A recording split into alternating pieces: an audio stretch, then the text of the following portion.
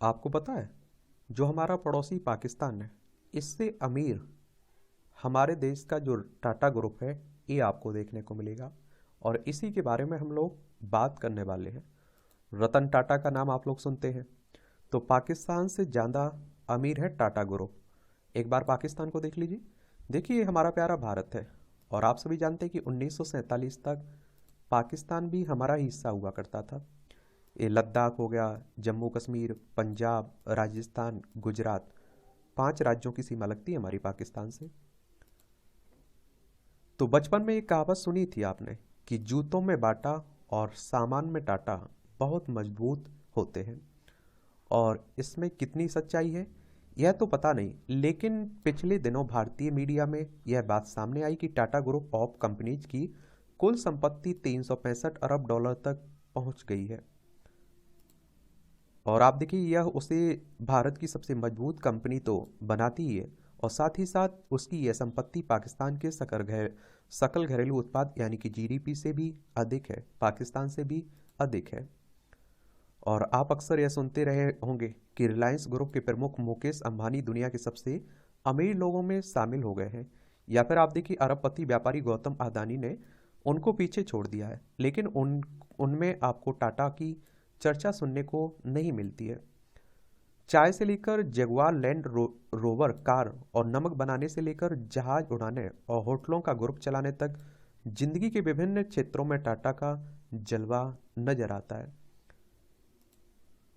Tata group की market capitalisation इस साल फरवरी में लगभग 365 अरब डॉलर रही, जबकि हाल ही में अंतर्राष्ट्रीय मुद्रा कोष आईएमएफ ने पाकिस्तान की जीडीपी का अनुमान लगभग 341 अरब डॉलर बताया। आईएमएफ की बात करें तो अंतर्राष्ट्रीय मुद्रा कोष की बात हो रही है, एक अंतर्राष्ट्रीय वित्तीय संस्थान है। और इस तरह की संस्थाओं के बारे में जरूर याद रखा करिएगा। और इसका हेडक्वार्टर आपको कहाँ देखने को मिलेगा, इसकी स्थापना याद रखिएगा, डेट और इसका हेडक्वार्टर। तो 27 दिसंबर 1945 में इसकी स्थापना हुई थी। वॉशिंगटन डीसी यूएसए में आईएमएफ का हेडक्वार्टर देखने को मिलेगा। इसका उद्देश्य अंतर्राष्ट्रीय मौद्रिक सहयोग को बढ़ावा देना, अंतर्राष्ट्रीय व्यापार को सुविधाजनक बनाना, सतत आर्थिक विकास को बढ़ावा देना, भुगतान के संतुलन की कठिनाइयों का सामना करने वाले सदस्यों को संसाधन उपलब्ध कराना, अंतर्राष्ट्रीय वित्तीय संकटों को रोकना और उनसे उबरने में सहायता करना किसका काम है? आईएमएफ का, अंतर्राष्ट्रीय मुद्रा कोष का। तो आप देखेंगे कि टाटा की कितनी है, 365 अरब डॉलर, और जबकि पाकिस्तान की 341 अरब डॉलर। अगर केवल टाटा कंसल्टेंसी सर्विसेज की बात की जाए तो उसकी संपत्ति 170 अरब अमेरिकी डॉलर है, जो भारत की दूसरी सबसे बड़ी कंपनी है। और इसकी संपत्ति पाकिस्तान की आर्थिकी की लगभग आधी देखने को मिलेगी। टाटा कंपनी की स्थापना की बात करें तो बहरहाल यह सब एक दिन में नहीं हुआ है, इसके लिए 150 साल से अधिक का समय लगा, लेकिन यह जीवन के कई क्षेत्रों में भारत की पहली कंपनी रही है। 8 फरवरी सन 1911 में लोनावाला डैम की आधारशिला रखते हुए उस समय के टाटा ग्रुप के प्रमुख सर दोराबजी टाटा ने अपने पिता जमशेदजी टाटा की सोच के बारे में बात की थी, और जिन्होंने सन 1868 में इस कंपनी की बुनियाद डाली थी। और अब यह 10 वर्टिकल्स के साथ 30 कंपनियों का ग्रुप है। यह 6 महादेशों के 100 से अधिक देशों में अपनी सेवाएं दे रही है, 6 महाद्वीपों के। और दोराबजी टाटा ने कहा था कि मेरे पिता के लिए दौलत कमाना बात की बात थी, वह इस देश के लोगों की औद्योगिक और वैचारिक हालत को बेहतर बनाने को प्राथमिकता देते थे।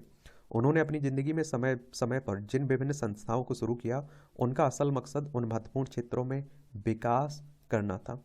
और कहते हैं कि जितना ये सामाजिक कार्य करते हैं ना, उतना शायद दूसरा दुनिया में कोई नहीं करता है। कंपनी की वेबसाइट पर उनके मिशन के तौर पर यह बात दर्ज है कि उन कंपनियों की स्थापना दुनिया भर में विभिन्न समुदायों के जीवन स्तर को बेहतर बनाने के लिए हुई है। और कहा जाता है कि 19वीं सदी के अंत में टाटा के संस्थापक जमशेदजी टाटा को बम्बई के एक महंगे होटल में उनके रंग रूप की वजह से अंदर जाने नहीं दिया गया था, भेदभाव किया गया था। जमशेदजी पर इस घटना का बहुत असर हुआ, और उन्होंने फैसला किया कि इस होटल से बेहतर होटल बनाएंगे जिसमें सभी भारतीय नागरिकों को भी आने जाने की इजाज़त होगी। और पहली लग्जरी होटल। तो इस तरह सन 1903 में मुंबई के समुद्र किनारे उन्होंने ताज होटल की स्थापना की। यह शहर की पहली इमारत थी जिसमें बिजली, अमेरिकन पंखे और आप देखेंगे और जर्मन लिफ्टों जैसी सुविधाएं दी गई थी। इसमें अंग्रेज खानसा में काम करते थे। अब उसकी ब्रांच अमेरिका और ब्रिटेन समेत 9 देशों में है। जमशेदजी सन 1839 में एक पारसी परिवार में पैदा हुए थे। उनके पूर्वजों में कई पारसी धर्म के गुरु भी हुए थे और उन्होंने कपास, चाय, तांबे, पीतल, अफीम जिनका कारोबार उसी समय गैर कानूनी नहीं था, में बहुत पैसा इन्होंने बनाया। वह दुनिया भर में घूमने वाले शख्स थे और नए आविष्कारों से काफ़ी प्रभावित वो होते थे। ब्रिटेन के एक दौरे के दौरान लंकासर में कपास की मिलों को देखने के बाद उन्हें यह एहसास हुआ कि भारत अपनी इस उपनिवेशवादी मालिक के साथ मुकाबला कर सकता है। पहली टेक्सटाइल कंपनी। तो इसलिए सन 1877 में जमशेदजी ने महारानी मिल्स के नाम से देश की पहली टेक्सटाइल मिल खोली थी। महारानी मिल्स का उद्घाटन उस दिन हुआ जिस दिन महारानी विक्टोरिया की भारत की महारानी के तौर पर ताजपोशी हुई थी। और जमशेदजी के भारत के विकास के दृष्टिकोण को स्वदेशी शब्द से समझाया जा सकता है, जो 19वीं सदी की शुरुआत में भारत की स्वतंत्रता के आंदोलन का महत्वपूर्ण, एक तरह से आप देखते हैं, अंग था। और ये आप देखिए 19वीं सदी की शुरुआत में भारत की स्वतंत्रता के आंदोलन का महत्वपूर्ण अंग भी था। उन्होंने कहा था कि किसी समुदाय के विकास के लिए सबसे कमजोर और सबसे बेबस लोगों को सहारा देने की वजह जरूरी है कि सबसे योग्य और सबसे प्रतिभावान लोगों की मदद की जाए ताकि वह अपने देश की सेवा कर सकें।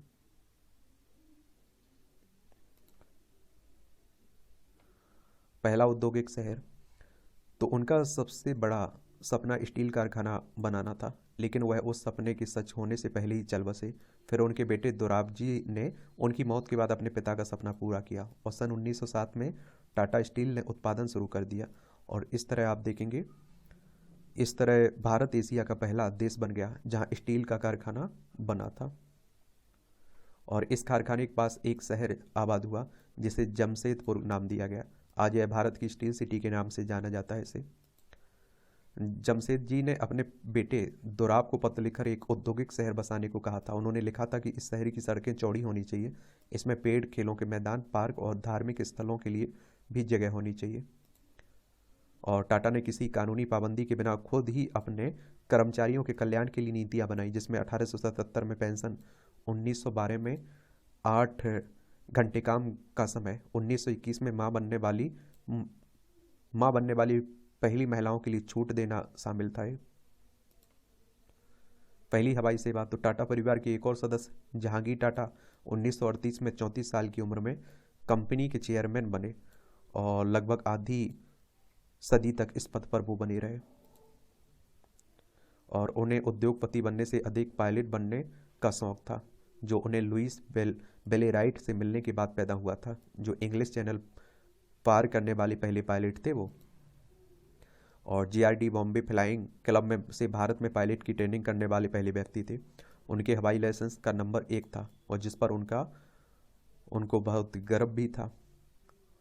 और उन्होंने भारत की पहली हवाई डाक सेवा शुरू की थी। उस उड़ान में अक्सर डाक के साथ यात्रियों को भी ले जाया जाता था। और बाद में यही डाक सेवा भारत की पहली एयरलाइन टाटा एयरलाइन बन गई और जिसका कुछ समय बाद नाम बदलकर एयर इंडिया कर दिया गया। और बाद में एयर इंडिया को सरकार ने अपने स्वामित्व में ले लिया, लेकिन एक बार फिर टाटा ने उस कंपनी को सरकार से खरीद लिया। एयर इंडिया वापस लेने के बाद अब टाटा सन्स के पास 3 एयरलाइंस हैं, एयर इंडिया के अलावा एयर विस्तारा, और जिसमें उनकी सिंगापुर एयरलाइंस के साथ साझेदारी है। उनकी एक और कंपनी एयर एशिया है जिसमें मलेशिया के साथ साझेदारी है। और एयर इंडिया का स्वामित्व दोबारा लेने पर टाटा सन्स के चेयरमैन एन चंद्रशेखर ने अक्टूबर सन 2021 में एक बयान जारी करते हुए उसे एक ऐतिहासिक पल बताया था। कहा था कि देश की प्रमुख एयरलाइंस का मालिक बनना गर्व की बात है। चंद्रशेखर ने अपने बयान में यह भी कहा था कि हमारी कोशिश होगी ये अंतर्राष्ट्रीय स्तर की एयरलाइंस चलाई जाए और जिस पर भारत को गर्व हो। उन्होंने कहा कि महाराजा एयर इंडिया का प्रतीक चिन्ह की वापसी जीआरडी टाटा को सच्ची श्रद्धांजलि होगी, जिन्होंने भारत में वायु सेवा की शुरुआत की। कंप्यूटर की दुनिया में कदम। तो भारत सरकार ने इससे पहले टाटा ग्रुप के प्रमुख जीआईडी टाटा को एयर इंडिया के चेयरमैन बना दिया और 1978 तक इस पद पर बने रहे। इसके बाद उस पद पर भारत सरकार के पदाधिकारी रहने लगे और 1968 में उन्होंने अपने परिवार की परंपरा को बरकरार रखते हुए एक ऐसे कारोबारी की शुरुआत की जो उस समय केवल विकसित देशों में पाया जाता था। यह कारोबार कंप्यूटर से संबंधित था और टाटा कंसल्टेंसी सर्विसेज या टीसीएस नाम की यह कंपनी दुनिया भर में सॉफ्टवेयर सप्लाई करती। इस समय टाटा ग्रुप में सबसे अधिक लाभ कमाने वाली कंपनियों में से एक है। 1991 में उनके एक दूर के रिश्तेदार रतन टाटा ने कंपनी की बागडोर संभाली और उनके नेतृत्व में टाटा ने दुनिया भर में अपने कारोबार को बढ़ाया। टाटा ने टेटली चाय, AIG इंश्योरेंस कंपनी, बोस्टन में रिट्ज कार्लटन और दाइबू की भारी गाड़ियां बनाने वाली यूनिट, कोरस स्टील यूरोप जैसी कंपनियां इन्होंने खरीदी। आज का टाटा और कामयाबी का राज। तो टाटा सन्स टाटा कंपनियों की मूल पूंजी, निवेश, होल्डिंग कंपनी और प्रमोटर है और टाटा सन्स के इक्विटी शेयर कैपिटल का 66% परोपकारी लोगों के पास है जो शिक्षा, स्वास्थ्य, नौकरी पैदा करने, कला और संस्कृति के क्षेत्र में सहयोग करते हैं। और हमने टाटा कंपनी कॉरपोरेट कम्युनिकेशन से संपर्क करने की कोशिश की लेकिन उनसे बात नहीं हो सकी, ये रिपोर्ट कर रही है। हालांकि टाटा कंपनी ने अभी तक कंपनी की संपत्ति के आंकड़े नहीं बताए, लेकिन 31 जुलाई सन 2023 तक उन्होंने अपनी संपत्ति $300 अरब बताई। यह भी बताया था कि कंपनी में दुनिया भर में 10 लाख से अधिक कर्मचारी काम करते हैं और कंपनी के अनुसार टाटा कंपनी या फिर एंटरप्राइजेज अपने अपने बोर्ड ऑफ डायरेक्टर्स के नेतृत्व में और निगरानी में स्वतंत्र रूप से काम करती है। और इस जबरदस्त कामयाबी के बारे में आर्थिक विशेषज्ञ शंकर अय्यर से बात की तो उन्होंने कहा कि अंबानी अदानी के नाम इसलिए आता है क्योंकि उनकी कंपनियां व्यक्तिगत हैं और जबकि टाटा विभिन्न कंपनियों का समूह है और ट्रस्ट के तहत चलता है, इसलिए उसकी चर्चा उस तरह से नहीं होती है। और उन्होंने ये आप देखिए, वह कॉरपोरेट दुनिया में इस तरह की तुलना से सही नहीं मानते, लेकिन टाटा कंपनी भारत में कई मामलों की जननी की हैसियत भी रखती है। ऊर्जा के क्षेत्र में काम करने वाली कंपनी GE इंडिया में अल्स्टॉम इंडिया के पूर्व मैनेजिंग डायरेक्टर और अब हायो संघ इंडिया लिमिटेड के मैनेजर डायरेक्टर नागेश तलवानी ने BBC से बताया कि टाटा की तरक्की की बड़ी वजह उनकी नैतिक और न्यायपूर्ण और पारदर्शी व्यवस्था है जो कर्मचारियों के साथ मजबूत संपर्क पैदा करता है। तलवानी ने कुछ बिंदुओं के साथ टाटा की विशेषताएं बताई। उनके अनुसार टाटा के पास पूंजी निवेश के प्रति स्पष्ट दृष्टिकोण और रणनीति है और उसका अच्छा उदाहरण स्टारबक्स, क्रोमा कॉन्सेप्ट और जगुआर बैंड आदि को खरीदना है। वह किसी की बकवास दृष्टिकोण से बचते हैं और उनकी चुपचाप बिना किसी शोर शराबे इसके पूरे ध्यान से काम करने की कोशिश रहती है। उन्होंने कहा कि टाटा ने कॉरपोरेट सामाजिक जिम्मेदारी के तहत बैंड की समझदारी भरी पोजीशनिंग की है और इसकी वजह से देश भर के उपभोक्ता उनसे जुड़े हुए हैं। वह खुद को सुरक्षित महसूस करते हैं क्योंकि उनके लिए यह ब्रांड भरोसेमंद और ईमानदार है। उन्होंने कहा कि उनकी तरक्की का एक और महत्वपूर्ण बिंदु भावनात्मक व अनुचित कारोबारी फैसलों से बचना और खतरे को संतुलित करने के लिए पोर्टफोलियो में बदलाव बेहद स्पष्ट गवर्नेंस है। उनके पास सप्लाई चेन की प्रभावी व्यवस्था है। वह अपने कर्मचारियों के कल्याण का पूरा ध्यान रखते हैं। ये सफलता का राज बताया जा रहा है। टाटा पावर में नई दिल्ली के प्रोजेक्ट मैनेजर विवेक नारायण ने कहा कि शुरू में जगुआर को लेने के फैसले को मार्केट में अच्छा फैसला नहीं बताया जा रहा था, लेकिन बाद में यह बहुत कामयाब साबित हुआ। और इसी तरह अभी हाल में टाटा ने इंडियन एयरलाइंस को वापस हासिल किया, लेकिन अभी उसकी दिशा व गति का खाका पेश करना मुश्किल है। उन्होंने कहा कि टाटा की कामयाबी की गारंटी इसकी विविधता है। वह जिस क्षेत्र में भी काम करता है उससे सकारात्मक माहौल लाने की कोशिश करता है और इसे मिलता भी है। तो इस तरह से यह है टाटा की बातें।